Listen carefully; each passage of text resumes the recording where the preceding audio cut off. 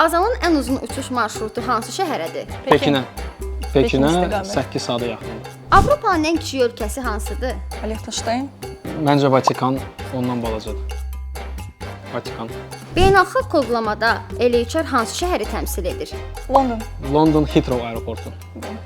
Avropada ən çox turist cəlb edən şəhər hansıdır? Məncə Barcelona. Paris. Paris. Ola bilər. Paris. İki qitədə yerləşən tək şəhər hansıdır? İstanbul. Çünki həm Aziyada, həm Avropada yerləşir. Dünyada sahə olaraq ən böyük hava limanı hansı şəhərdə yerləşir? Məncə Dubay.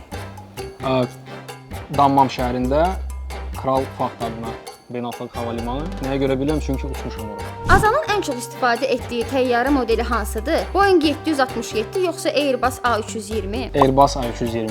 Dünyada ən çox danışılan dil hansıdır? İngilis Çin dili. dili. Çin dili.